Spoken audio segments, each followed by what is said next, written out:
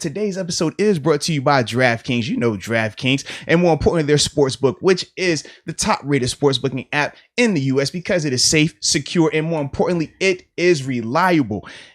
And for the first-time users out there, because we know some first-time users, when you are a first-time user, if you sign up and use the promo code MOATS, you'll receive up to $1,000 in draft deposit bonus money. Now, what does that mean? Essentially, if you put in $200, well, DraftKings, they're going to look and say, oh, use that promo code MOATS. Well, we're going to match that $200 and give you a free $200 to use with your betting and things like that. So, yes, you definitely want to use that promo code.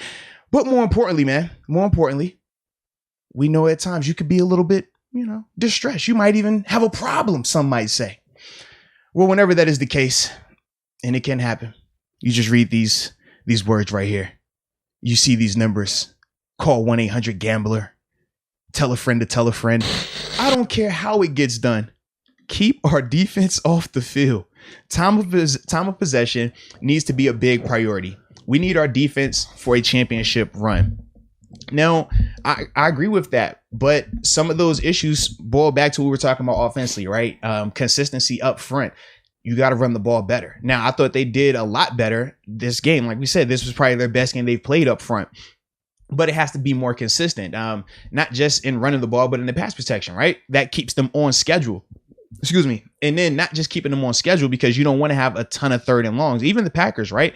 We talk about, or people, were bringing up their third down completion percentages, but they got the ones that were manageable.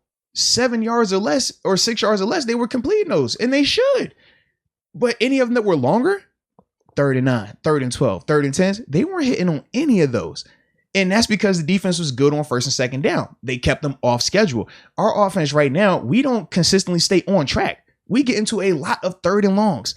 Our offense isn't set up for 3rd and longs.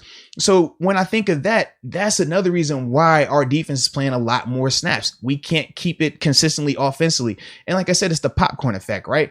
First it's a throw, then it's a missed assignment up front. Okay, then it might be this guy got beat. And now before you know it, you're punting again. So those are the parts, man, for us, man, when you talk about just keeping that offense on the field or keeping the defense off the field and keeping our offense on, I just think we just got to continue with our consistency. Less about skill level right now. Just play to what you're capable of every play and effort wise as well, because effort was better. I'll leave it at that. Effort was better. But we need it every time. I was going to mention something about the defense because, I didn't think they played that good. I did. I'm thank you. I wanted to go there. I didn't want to go there. Their RBs just gashed us. Yes. But you're right. We set them up in bad spots at times because the fumble, it was almost like the Ben pick last game. It's like a free 7 points in a way. Yeah. Granted, we should have got the stop. It should have only been 3 because Terrell Edmonds got burnt on that one. Randall Cobb.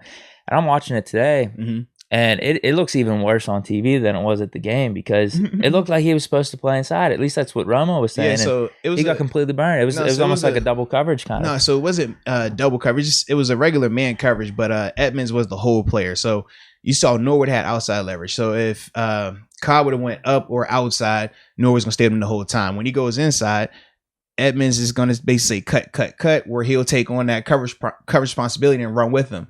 Problem was this: Edmonds was just too heavy. In terms of not body weight, but like his leverage.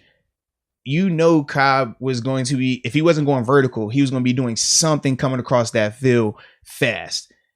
He was so heavy, though, in terms of almost head up with Cobb, that by the time Cobb decided to break in, he was beat based off of his alignment. Less of it wasn't a ability issue. It was just a predetermined, like, man, you shuffled over a little bit too far. If he stays just heavier inside, now Cobb can't come flat across like that. He's going to have to either stutter and then try to go underneath, or he's going to stutter and then try to go over top of Edmonds, make it a little bit more of a difficult throw. To me, that was what it was. It was just a quick, you shuffled a little bit too far, and now you're in chase technique and you're chasing Randall Cobb. Randall Cobb, short area quickness, he's going to win that. So I didn't think of it as super egregious by Edmonds in terms of a knock on his ability. It just looked like a little bit of a technique flaw. But when you talk about consistency, that's the difference, right? You got to know when you're going against a guy like Kai, when you're playing that type of coverage, man, you got to be on every single time. And when you talk about consistency, that's another example of it right there. Yeah, 131 yards on the ground they got against us. We did keep Devontae Adams in check, but there was a play or two. It just seemed like he could get whatever he wanted. Bro, I felt like that first one that he hit on Cam Sutton in the back shoulder. Yeah. I just felt like that was one of my moments where I'm like, okay. So they basically just said if they want to do this, they could do this whenever. But then he didn't get anything, and it was more like Aaron Jones catching passes, Randall Cobb. The other dudes were making plays, and then there was another catch or two by Devontae later. He only ended up with like 60 yards. But yeah, it was both. It was both the running game, and it felt like in opportune times they were just getting wide open to get those first downs.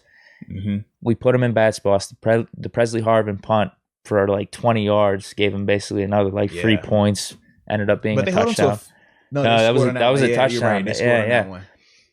Yeah. We were just. How do I want to put it? We didn't play the game right.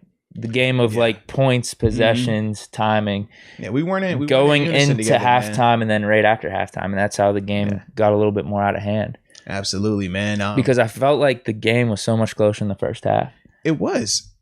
I mean, the 2 plays, or actually the 3 plays that I really thought changed the perspective of the first half was the strip sack. Yeah. The miss to they got the touchdown right after that. The strip sack, the miss to Juju, and the field goal block. Those 3 calls right there, I mean, that's all of a sudden we're up 24-7 or something like that. It's night and day. Now, we could say 2 of them was self-inflicted. One was a janky call, right? And I